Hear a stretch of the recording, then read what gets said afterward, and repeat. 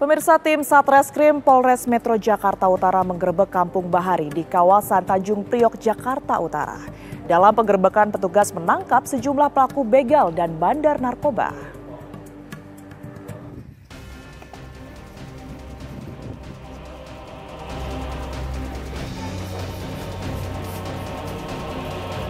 Inilah aksi kejar-kejaran antara petugas kepolisian dengan sejumlah pelaku begal dan bandar narkoba yang berada di Kampung Bahari, Tanjung Priok, Jakarta Utara. Para pelaku yang mengetahui kedatangan petugas berusaha melarikan diri, namun usaha tersebut sia-sia karena petugas kepolisian sudah mengepung lokasi. Petugas menggeledah sejumlah rumah yang berada di kampung narkoba ini. Dalam penggeledahan, petugas menemukan sejumlah pemuda yang masih tertidur usai pesta narkoba, serta mengamankan sejumlah motor dari hasil begal. Selain menahan 33 orang, polisi juga menyita sejumlah barang seperti senjata api rakitan dan narkoba jenis sabu. Melakukan operasi gabungan penegakan hukum. Ya, sasarannya pelaku begal, ya, barang bukti yang terkait dengan aksi begal yang selama ini meresahkan masyarakat. Kemudian target yang lain, narkoba, pelaku dan jaringannya, kemudian barang bukti, ya, curanmor dan jaringan pelaku curanmor yang selama ini kami duga kuat bersembunyi ya di wilayah Konfis. Kini para pelaku dan barang bukti dibawa ke Mapolres Jakarta Utara untuk didata guna mengetahui para peran serta diproses lebih lanjut. Dari Jakarta, Dava Akbari, TV One mengabarkan.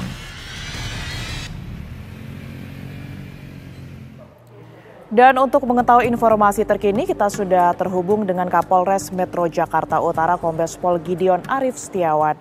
Selamat sore, Pak Kapolres. Selamat sore, Mbak.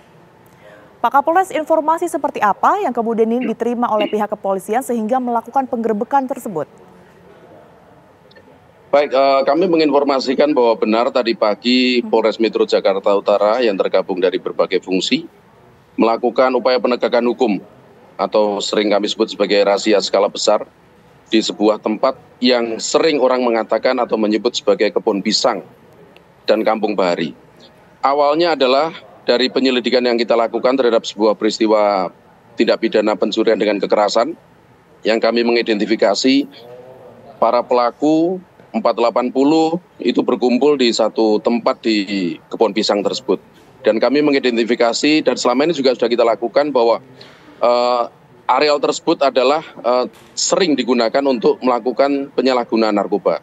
Sementara ini kami melakukan hanya khusus atau terfokus pada penindakan terhadap penyalahgunaan narkoba. Tapi karena ada informasi, ada data-data yang kami kumpulkan, kita analisa, maka kami meyakini bahwa tempat tersebut juga menjadi tempat persembunyian pelaku tindak pidana yang sering meresahkan di Jakarta Utara. Mulai dari pencurian dengan kekerasan dengan sasaran sepeda motor, kemudian handphone, termasuk pelaku-pelaku tawuran yang menggunakan senjata tajam dengan berbagai jenis celurit. Dan benar setelah kita lakukan penggeledahan ternyata berbagai hasil tindak pidana maupun alat yang digunakan untuk melakukan tindak pidana dapat kami temukan di lokasi tersebut dengan berbagai jenis. Seperti apa misalnya Pak Kapolres alat-alat tersebut? Contohnya untuk sabu, kami bisa menemukan sabu 1,6 kilo, kemudian ganja 5 kilo, lalu ada yang disebut sebagai ganja gorila atau tembakau gorila, kemudian senjata api yang kita duga, tapi nanti ini kami masih klarifikasi dengan lapor balistik, karena ada senjata api dan ada amunisi aktif. Apakah ini berkaitan senjata api dengan amunisi ini? Kemudian ada senjata api airsoft gun, kemudian berbagai jenis celurit dengan berbagai ukuran yang panjang-panjang yang sering kita lihat ramai digunakan oleh anak-anak muda untuk melakukan tawuran. Baik, ada senjata tajam, senjata api yang kemudian ini diamankan, kemudian juga ada narkoba. Hasil temuan sementara dari pihak kepolisian ini didapatkan oleh pelaku dari mana, Pak Kapolres? Berbagai lokasi, Mbak. setelah kita lakukan penyelidikan berbagai lokasi tindak pidana yang mereka lakukan di wilayah Jakarta Utara. Ada juga sepeda motor, 5 unit sepeda motor yang kita duga sebagai hasil kejahatan.